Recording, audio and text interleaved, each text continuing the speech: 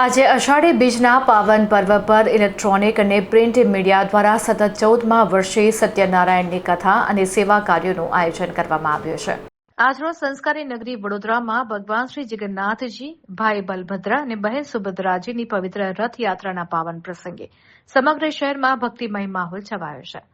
જ્યારે જગતનો નાથ નગરચર્યાએ નીકળીને ભક્તોની સમીપે આવે છે, ત્યારે જનજીવનમાં એક અનેરી ઉર્જા અને ચેતનાનો સંચાર થાય છે।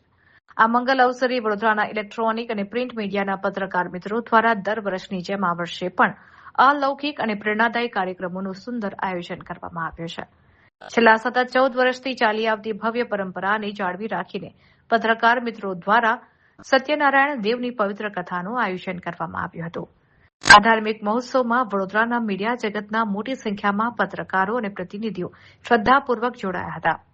કથાના શ્રવણ બાદ તમામ પત્રકારોએ રાષ્ટ્ર પરત્વેની પોતાની પવિત્ર ફરજો અને સેવા ભાવનાને પરિપૂર્ણ કરવાનું આત્મબળ મળે તે માટે પ્રભુના આશીષ મેળવ્યા હતા। સાંજે જ્યારે ભગવાન જગન્નાથજી ભવ્ય નગરયાત્રાએ નીકળશે, ત્યારે આ પાવન અવસરને ઉલ્લાસભેર વધાવી લેવા માટે મીડિયા અને શહેરના શ્રેષ્ઠીઓ દ્વારા વિશેષ તૈયારીઓ કરવામાં આવી છે।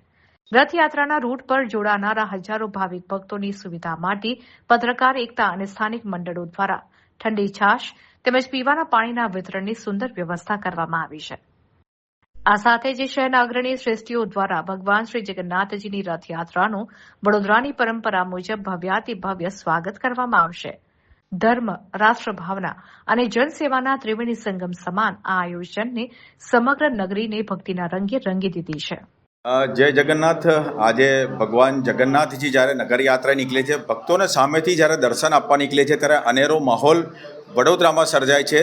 તો અમે વડોદરા પ્રિન્ટ અને ઇલેક્ટ્રોનિક મીડિયા ભેગા થઈને આ નિમિત્તે અહીંયા આગળ સત્યનારાયણ દેવની કથા કરીએ છીએ। સાથે સાથે જે પ્રસાદી બધા મીડિયાના અમારા પરિવારજનો જે છે, મિત્ર વર્તુળો છે, એમના માટે પ્રસાદીનું આયોજન કરાય છે। તદુપરાંત જે રથયાત્રામાંથી જે લોકો આવતા હોય એમના માટે ખાસ છાશનું પણ વિતરણ થાય છે। એટલે આ અંદાજિત 14મું વર્ષ અમારું છે અને નિર્વિઘ્નપણે અમે આ પ્રકારની કામગીરી ચાલુ રાખીએ છીએ। એટલે જે રીતે આખા મીડિયાના લોકો જે બિઝી શેડ્યુલ હોવા છતાં પણ આ કથા અને આ પ્રસાદીના જે મહાપર્વ જે છે એની અંદર જોડાય છે, અને જેનો સૌથી વધારે જે આ જગન્નાથજી જ્યારે નગરયાત્રા નીકળતા હોય ત્યારે લોકો આ રીતે અમારી સાથે પણ સ્વયંભૂ જોડાય છે। એટલે એનો અમને ખૂબ ગર્વ છે। જય જગન્નાથ। જેમ આપ જાણો છો કે જ્યારે જગતનો નાથ જગન્નાથ ભગવાન, બહેન સુભદ્રા અને ભાઈ બલભદ્ર સાથે જ્યારે ભક્તોને દર્શન આપવા માટે વડોદરાના રાજમાર્ગો ઉપર નીકળે છે, ત્યારે આનાથી કોઈ અલૌકિક અવસર કોઈ હોતો નથી।